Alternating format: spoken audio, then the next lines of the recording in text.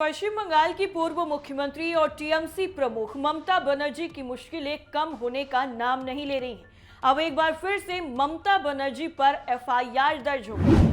दरअसल आपको बता दें कि कोलकाता में एक विरोध प्रदर्शन के दौरान बांग्लादेश के हाई प्रोफाइल हत्याकांड में केंद्रीय गृह मंत्रालय और गृह मंत्री अमित शाह का नाम घसीटने को लेकर अब ममता बनर्जी के खिलाफ एफआईआर दर्ज कर ली गई है।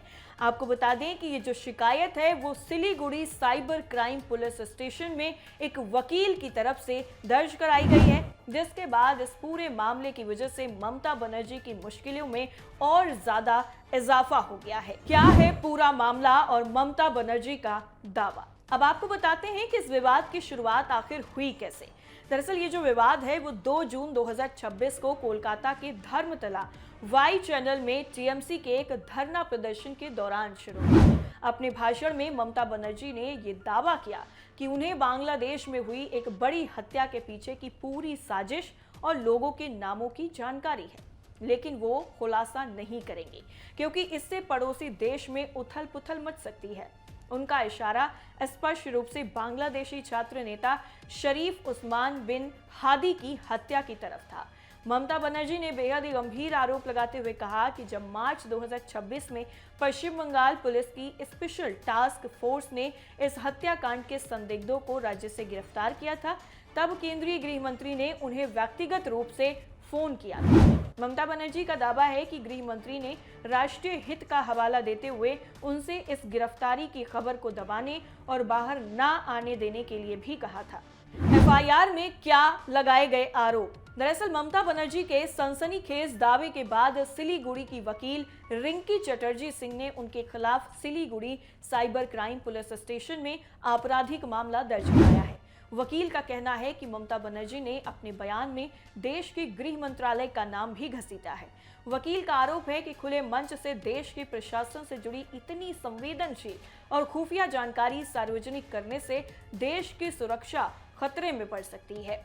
आपको बता दें कि इसी वकील ने पिछले हफ्ते ही साइबर क्राइम थाने में एक दूसरे मामले में भी शिकायत दर्ज कराई थी। उस्मान हादी हत्याकांड, क्या है बांग्लादेश कनेक्शन। दरअसल बांग्लादेश के इनकलाब मंच के संयोजक और भारत विरोधी शरीफ उस्मान बिन हादी को 12 दिसंबर 2025 को ढाका में गोली मार दी गई थी।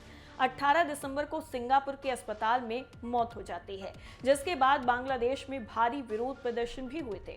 हत्या के मुख्य संदिग्ध फैजल करीम मसूद और आलमगीर हुसैन के साथ ही कथित तौर पर मेघालय सीमा से अवैध रूप से भारत में दाखिल हुए थे।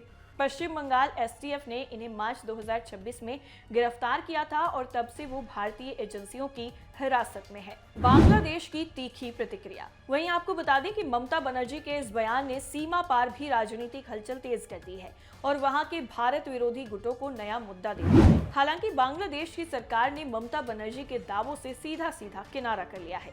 बांग्लादेश की विदेश मामलों की राज्य मंत्री शमा उबैद ने इस पर आधिकारिक प्रतिक्रिया देते हुए कहा है कि किसी दूसरे देश में चुनावी मौसम के दौरान एक राजनीतिक नेता की टिप्पणियों पर जवाब देना उचित नहीं है। उस्मान हादी की हत्या के संदिग्धों के प्रत्यर्पण के लिए हम सीधे तौर पर राजनयिक चैनलों के माध्यम से भारत सरकार के संपर्क में हैं और इस मामले में काफी प्रगति हो चुकी है। कुल मिलाकर के अगर देखा जाए तो पश्चिम बंगाल में ममता बनर्जी की जो मुश्किलें हैं वो कम होने का नाम नहीं ले रही हैं। लगातार एक के बाद एक ममता बनर्जी को झटकों पर झटके लग रहे हैं। ऐसे में ममता बनर्जी के नाम अब एक और एफआईआर कट गई है, जिसके बाद राजनीति में अब एक नया मोड़ आ गया है। इस पूरी खबर पर आपकी राय क्या है, हमें जरूर बताइए। फिलहाल के लिए इतना ही, नमस्कार।